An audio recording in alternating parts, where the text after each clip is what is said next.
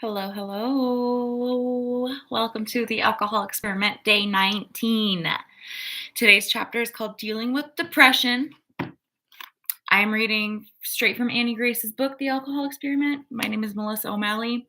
If you want more information, visit alcoholexperiment.com, or you can always reach out to me to work with me. I'd love to work with you. So today's chapter is Dealing with Depression. We always start with a quote, and this quote is anonymous. It says, "Stars can't shine without darkness." So let's get going, Mario. Which comes first? Alcohol itself is labeled as a depressant, meaning it suppresses your arousal levels and reduces excitability. It's capable of causing both sadness and depression, as well as making a sad situation worse. I've personally struggled with anxiety and depression since I was young, and I was officially diagnosed with clinical depression almost 2 decades ago. So, you might imagine, I'm particularly interested in this area of research. When you use alcohol to numb your sadness, you're also numbing anything that makes you feel happy. And that only worsens your depression.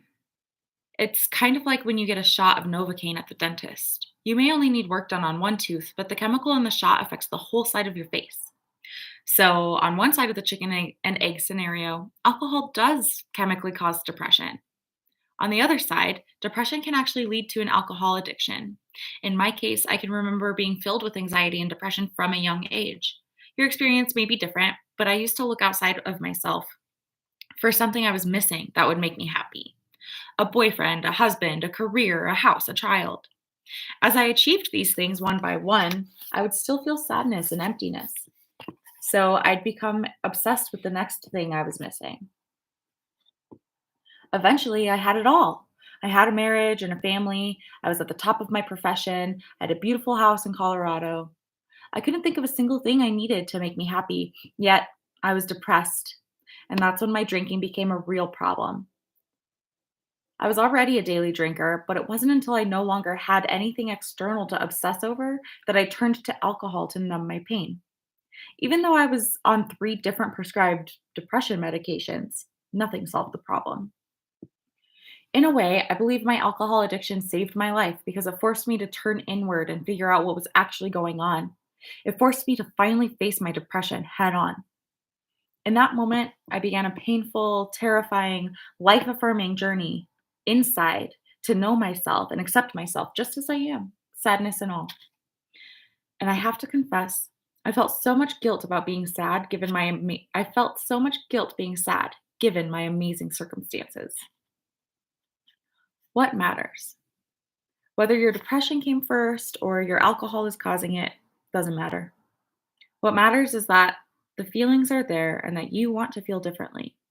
And at least for me, I wanted to have a box to put those things into, a reason for them. Once I stopped drinking, my mind kept seeking a reason for my feelings of sadness. And the only thing that changed was that I no longer drank. So that's what my brain latched onto. Little thoughts came into my head. You weren't this sad when you drank. It's not fair that you've cut out such a powerful tool. Maybe just one glass of wine would make you feel better. It's the abstinence that's making you feel sad. Of course, I knew these thoughts weren't true, especially later when I applied the ACT technique to them. But that didn't stop the thoughts from being there. And when we're depressed, we obsess. We blow the thoughts up and we make them true inside our heads until the thoughts become a compulsion. So I became obsessed with research. And my research proved to me definitively that self-medicating with alcohol is a terrible idea. It leads to neurochemical addiction, and it prolonged my bouts of depression because I never had to come face to face with my pain. I was never forced to address the real issues. When I looked back through the lens of the ACT technique, I remembered that I was far more depressed when I was drinking than I ever was without the alcohol. My brain was trying to trick me, and I just had to remember the truth, finding my truth. It took work and effort for me to unpack all these emotions and try to understand them. It took a lot of patience within myself to accept that some feelings just exist and there's no reason for them. It took a lot of acceptance to love myself, sadness and all. None of that was possible when I was self medicating with alcohol. I was too numb to make the effort. And now, and my life now is so much better. and I have less anxiety, fear, and depression than at any other time in my life. I'm no longer on medication, and I have the tools to handle the occasional low periods when they come along. Depression is incredibly complex, and every person experiences it differently. One thing that I know to be true, though, is that alcohol doesn't help. It only masks the problem and makes it worse. Today, realize that alcohol could either be the chicken or the egg. In fact, it could be both at the same time. Now that you've been alcohol free for a little while, it can be tempting to buy into the idea that if you're sad or depressed, it's because you're no longer drinking. I know that was true for me, but think clearly for a bit. Apply the ACT technique to this. Were you sad before you started drinking heavily? Did alcohol actually make you happier? Or did it just numb the pain for a while? Now that you've removed the alcohol, are these feelings new or were they present before? There's no right or wrong answer. I only ask that you be honest with yourself. Shine a light in the dark places where you hide secrets from yourself. That's where you'll find the truth. Day 19 journal questions. Remember, all the wisdom you seek is actually inside you. The most important words in this experiment are the ones you tell yourself. Take some time to answer these questions in a journal, a voice memo to yourself, or simply by speaking the answers out loud for only you to hear. 1. Defining happiness. Sometimes we strive for something without considering what it actually means to us.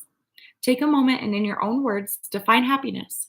What specifically does true happiness look like to you in your life? 2. Remembering happiness. Take a moment to reflect. When was the last time you felt really, truly happy? Reflecting on alcohol, has it made you happier or has it just numbed the pain? 3. Put alcohol to the test. Consider alcohol and think about this honestly. Did alcohol truly make you happier? Did it add to the things that make up happiness in your life? Or did it just scratch the itch of craving and temporarily numb pain? Explore this question in detail and be honest. This is an experiment. You are gathering data. There are no wrong answers here, only information. That's day 19. Tomorrow, day 20, the chapter is titled Our Headline Culture and the Science of Sharing. So I will see you then. I hope you are doing well and taking care of yourself and feeling proud. Let me know if I can support you in any ways. Bye.